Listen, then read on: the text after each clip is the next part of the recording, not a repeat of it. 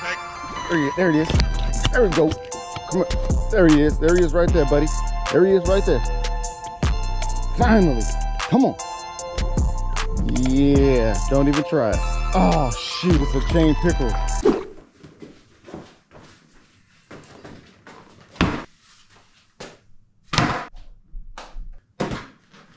Okay.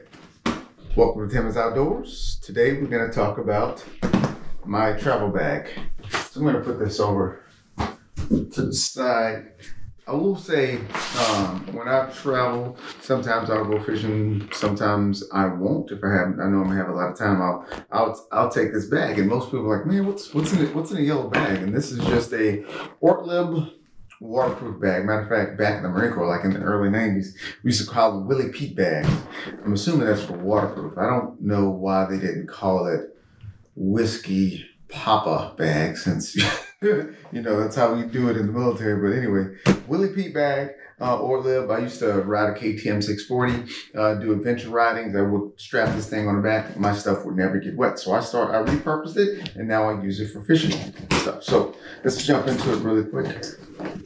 Now, there are other bags. I have one bag that's inside of, which is my main fishing bag, which is this. We'll go over to this guy in detail. This is my main bank fishing bag. So I, as you know, to make things easier, I will just grab this and take this fishing. But I will also have this bag. So let me set this to the side.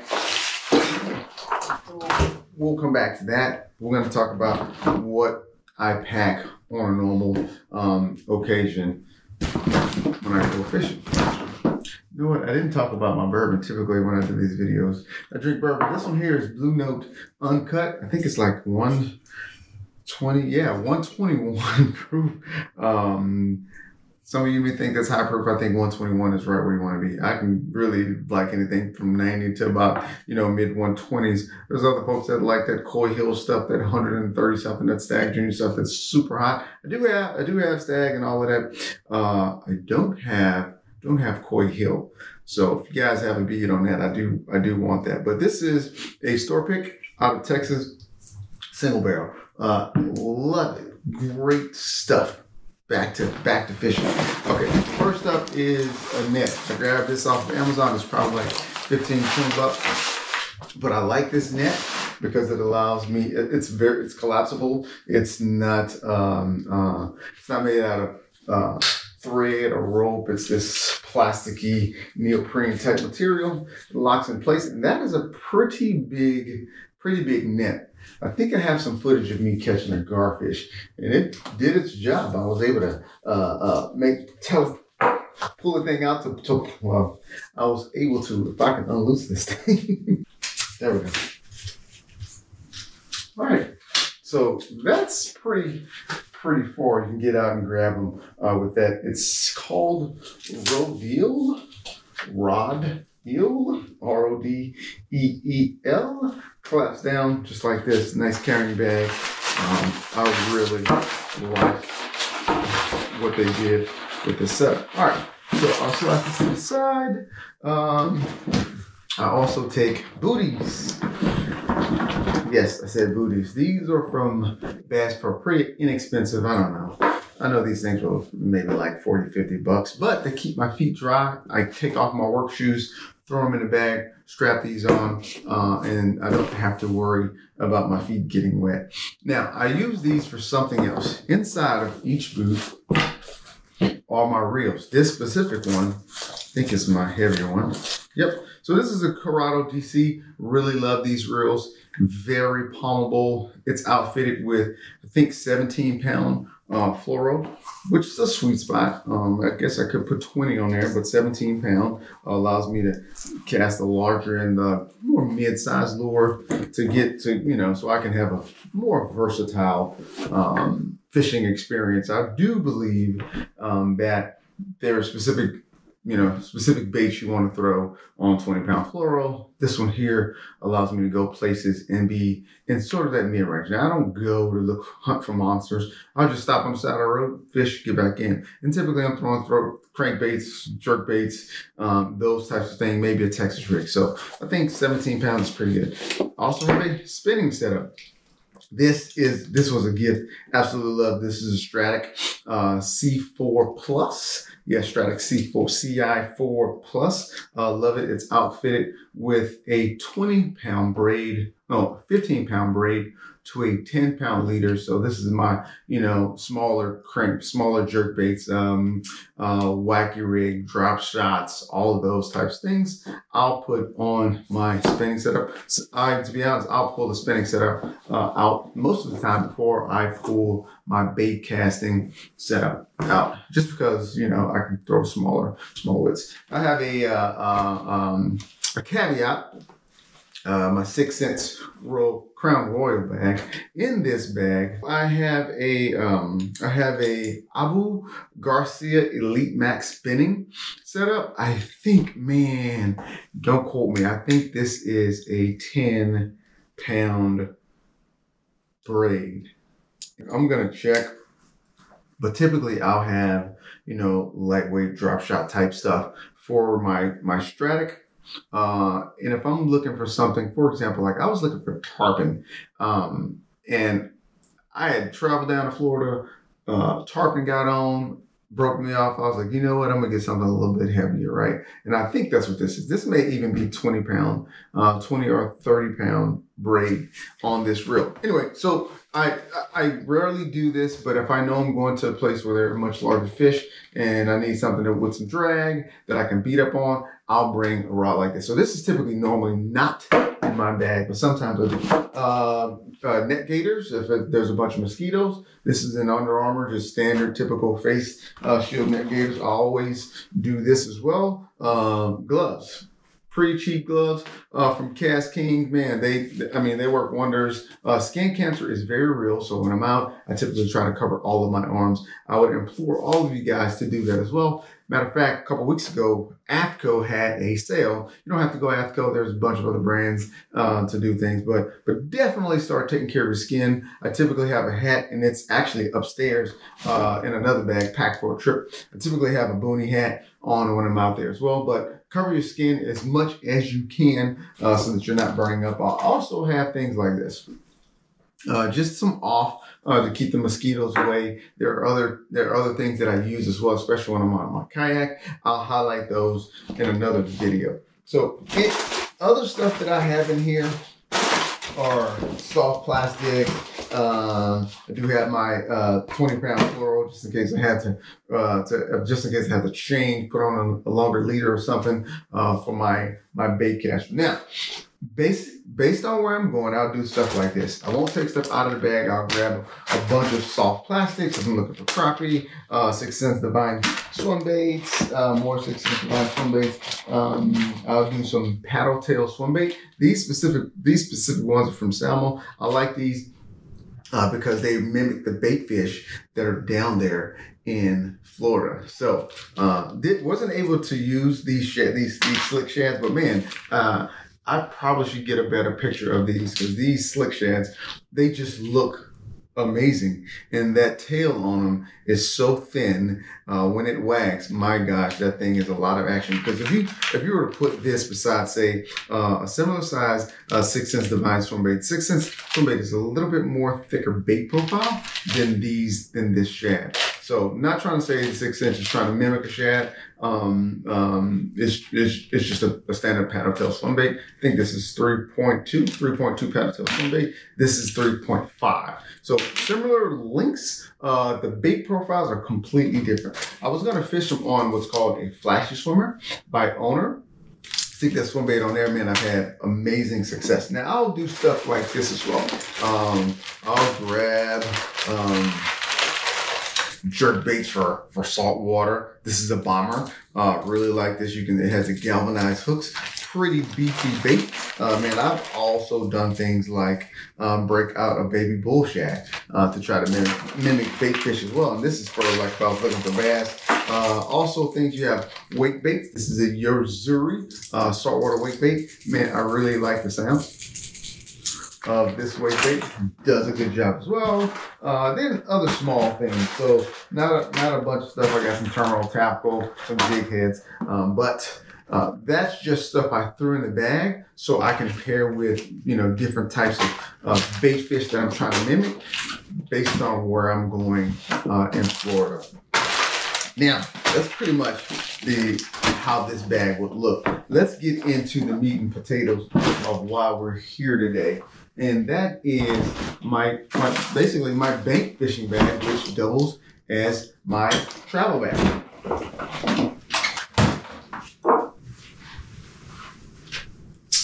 Man, I have a bunch of, I have to confess, I have a bunch of unboxings that I just haven't done yet. I'm counting 1, 2, 3, 4, 5, 6, 7, 8. And then I have a bunch of Ollie's runs that I just haven't done yet, but we're gonna do this real quick just to show you what I'll do. All right, so I'll stop by Ollie's when they have a sale. They'll typically send you a 10% discount. And I'll take that 10% discount and I'll go up there and I'll try to relegate myself to around 10 hard baits. And they do a good job because they have Lucky Craft.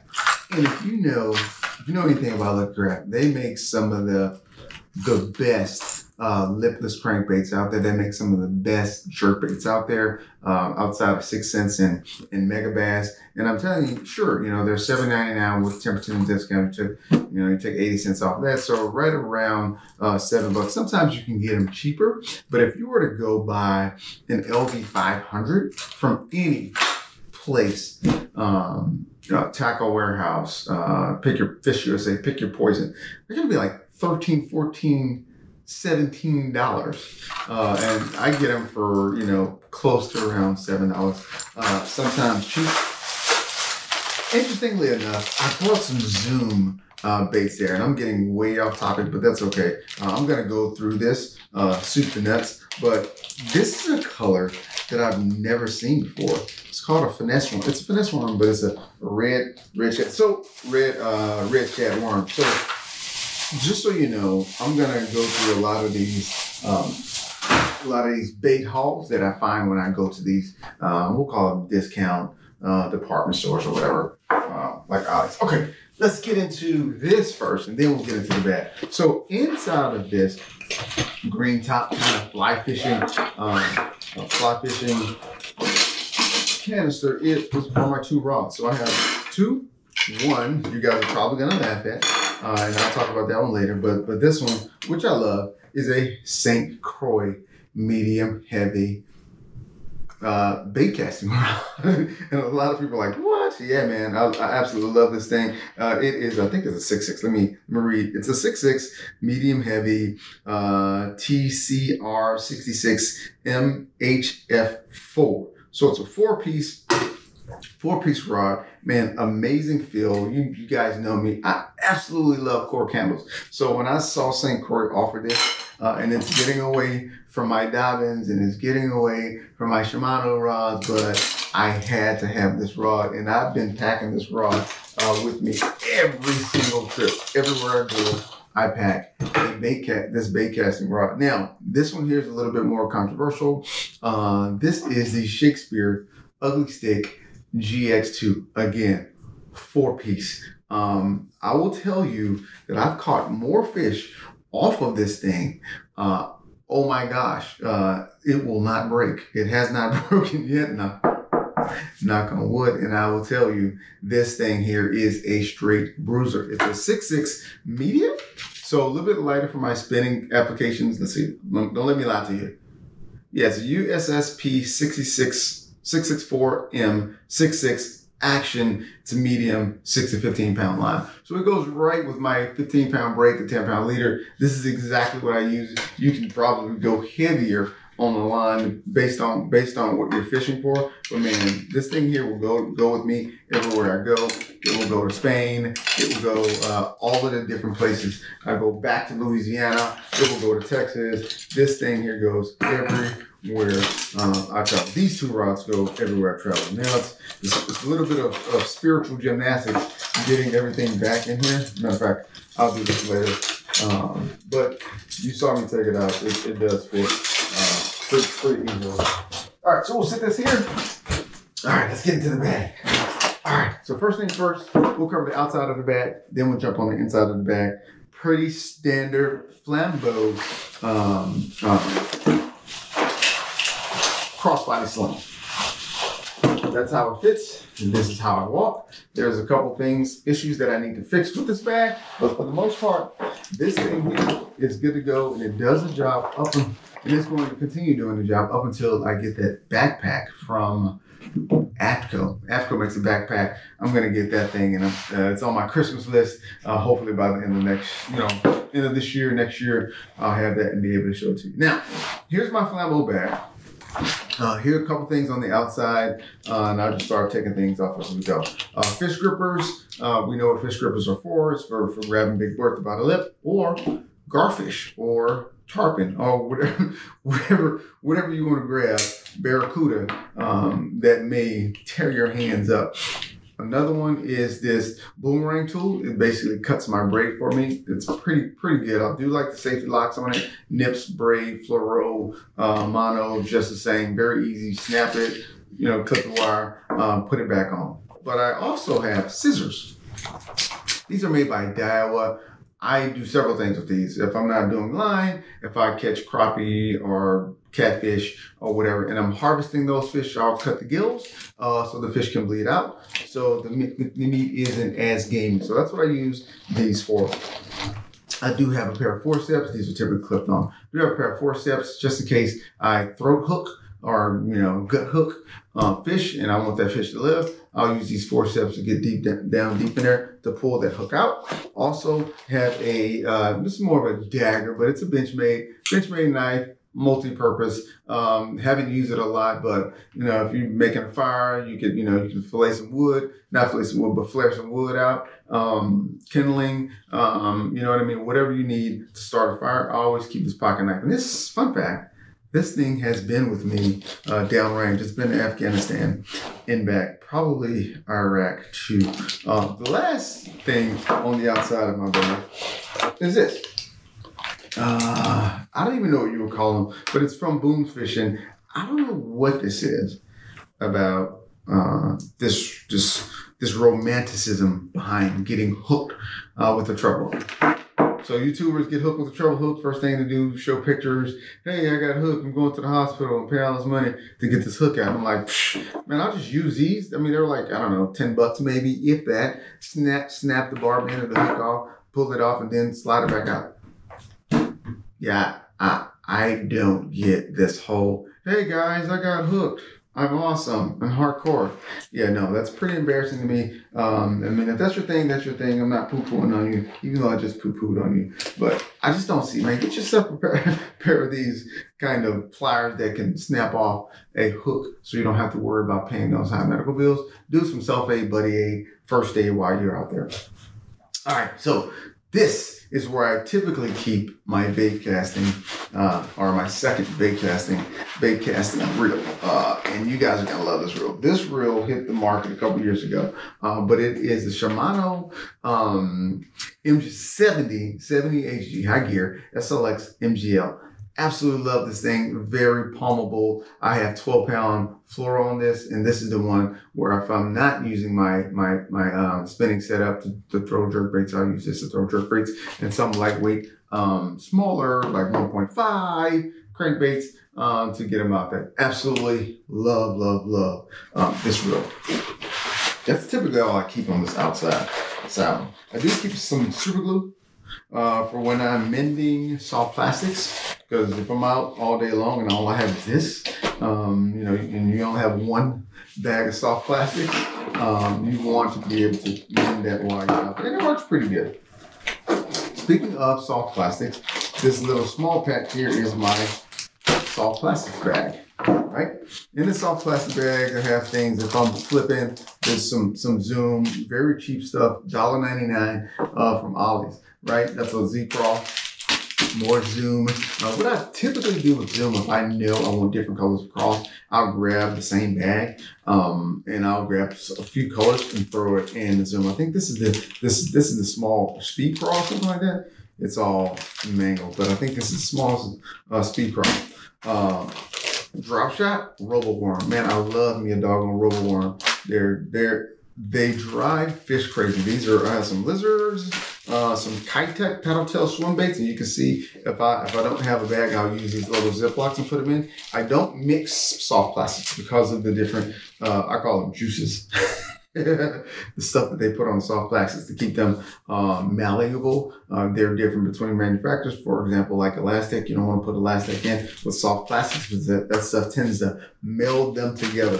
My Senkos for wacky rigs, I have some of them have rubber bands on them, so I can just wacky rig it up and not have to worry about putting rubber bands on your actual soft plastics. Standard Senkos, smaller ones, drop shots, Ned rigs, and then some power baits, curly tail worms. I do have standard Senkos, but I also like to take curly tail with me as well. Okay, let's get back into it. I'll just slide these to the side. Let's get into the inside of the bag, and then we'll be done. All right, so now the inside of the bag, I'll typically keep my spinnerbaits in a clamshell. It keeps it, because obviously it's harder to put, spinnerbaits. It's hard to put spinnerbaits in these, so I keep them in a clamshell. I got like 3 of them in here. And I also keep jigs. They're flat. This is my dirty jig. Also, if I'm fishing for like perch or something like that, or bluegill, I have a couple corks. And that's it for the bag. Let's get into my Flambeau terminal tackle kit. In your terminal tackle kit, you can have pretty much all the things that you need that I consider essential. Your EWG hooks, extra wide gaps for soft plastics. I have different 5-aught, 4-aught, 3-aught, other style worm hooks for if you're throwing Senko, if you're throwing a curly tail, looks like this guy right here. And I have an EWG on this. Sometimes I'll go worm, sometimes I'll go EWG, but the curly tail. This is raw, guys, so none of this is planned. I'm just putting stuff together, just showing you what's in here. Bobber stops. If I can get this bobber stop off here. Yeah, my gosh. So bobber stops, for when you're out there doing your Texas rigging, you can use bobber stops for other things as well. These are smaller hooks for bluegill, crappie, all of that things. But I also have belly weighted, and this one here is coming apart, which is why, okay, there we go. So belly weighted swim bait hook. Remember those Kitechs I showed you earlier? This is what I use for those. Sometimes I won't use a jig head. I'll use a kind of EWG style belly weighted swim bait hook, and it works incredibly well. Now, I do have all the other types of hooks too. Your drop shot hook with a swivel on it. I have weedless wacky rig hooks. I have caught fish off these. Some people poo-poo them. I don't. I like them. Different size weights. Thompson weights. I keep them in a little baggie, 4 ounce, 8 ounce, whatever. Ned rig heads with actual bait guards, right? So this is for, I think, Z-Man. I can't remember. Wacky rig hooks as well. Swim bait hooks, Okashiras, spin bait hooks like those. Wide eye VMC, I would call those standard crappie jig heads. And then I have much larger jig heads you can think of, not wacky rig. What am I thinking? Shaky head. I'm thinking shaky head. So shaky head hooks. So you have shaky head hooks for those big giant worms that you want to throw. And also, I call these little standard jig head for crappie or smaller swim bait. So that's it for my terminal tackle. You have all your jig heads. You have your hooks for drop shotting. You have your hooks for drop shotting. You have your hooks for shaky heads. You have your hooks for Texas rigging. All that good stuff. Soft plastic stuff, all the weights and everything. So, and here's the last one. Moving along here, folks. And this is my standard, pretty much everything. Hard baits, hard moving baits. I'll go through a couple of these. Obviously, you can't go anywhere without a I mean, lipless crankbait. I mean, I've smoked them on these. I think I caught my PB on these, maybe on this particular one. Can't remember. Smaller frogs. I do fish for frogs, and that's why I'll have that bait caster with that 17 to 20 pound fluoro. A lot of people are like, you should be throwing braid, but when you're traveling, you really don't have time. You know what I mean? I can swap out this reel and put a reel in with braid, but I'm still, dealing with a medium heavy rod. So if it's in the swamp stuff, I can't really pull it out of the swamp stuff. Top waters, poppers.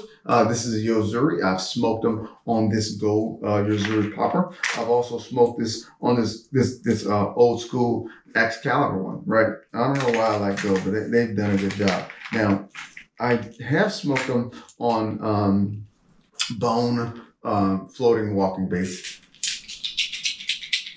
I like the sound of that one, man. It's like a significant knock when you do those. Then, of course, I have multiple depths. A bunch of 6 cents crankbaits. You have to rock this orange. There's one video while I was throwing an orange Walmart bait. This specific one right here, that's a 46. Nah, maybe not this one. There's a different one. There's a different one. There's a Walmart Ozark trail bait. I've doubled up 2 bass on one bait. So on this color. So I absolutely keep these colors with me. That was a curve from 6 cents. And I got a bunch of other stuff, smaller stuff from 6 cents. Smaller ones, finesse, crankbaits. Again, that's why I take that MGL. When I'm throwing finesse crankbaits, you want something with lighter line so you can throw out there and get duo realis. You have a Brad bait, man. You have twitch baits. This is a twitch bait. It looks like it's like a mix between a twitch bait and a lipless crankbaits. But in Florida, man, they crush this jig, and a bunch of other match to hatch type, bluegill looking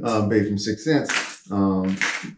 Other 6 cents stuff, 6 cents this, 6 cents that. You see a trend here. I smoke check them on 6 cents. All right, so what else is in here? I may have a spy bait. Let me see if this is a twitch bait. This is a straight up twitch bait. This is more of a lipless crank. I'm sorry. I don't know who makes this. Is this? Oh, I'll look that up. That's this thing here. It's silent and it's freaking heavy, so you can bomb the heck out of this thing. I thought I had a spy bait. I wanted to show you guys. The spy bait looks pretty sexy. Oh, here's that spy bait. Right here. Storm, Arashi. Spy bait, I think this is an 80 millimeter one. Man, this thing here everything wants to eat it. But the problem is the way you fish it is super slow. What I found is a lot of people like to catch, like to chase their bait. A lot of fish like to chase their bait. So that one there, I'll pull out every now and then. And then I got some other smaller spy baits as well. Really, you throw it out spy bait and you let it drop down and you retrieve it very slowly. The spy bait has this motion. It's like this. Like it's moving in the water. It's pretty cool to watch, and it's pretty cool to watch the fish come up and smoke it. I also have chatterbaits. You gotta have the chatterbaits, guys. This chatterbait actually has one of those zoom speed crawls on it as well, and then your typical jig that I throw as well. Match that bluegill profile. Okay, so man, I had to fly through all of this. I'm so sorry. I talk really, really fast. I get excited about talking about this stuff. Now it's just time to go and put this thing in action and get on the water to see what's up. So the next thing we're going to do, I'm hoping to have some footage from Spain that I can show you of me catching a fish. And then from that, we'll get back here. We'll do some local fishing, local reservoir fishing. But before we do that, we're going to do a lot of these bait comparisons. Like I showed you, I had a bunch of stuff, 6 cents over here, a bunch of stuff from Tackle Warehouse, a bunch of stuff from Ollie's, which really means a bunch of Lucky Craft stuff that I'm going to do some head-to-heads. One of my favorite baits is the lipless. We're going to do some comparison between 6 cents, between Lucky Craft LV, and then we'll do some red eye shads as well. What else would you guys like to want? Put a comment in the bottom. Really, I appreciate you guys for dialing in. Here's to you. We'll be back on the next Tim is Outdoors. Enjoy.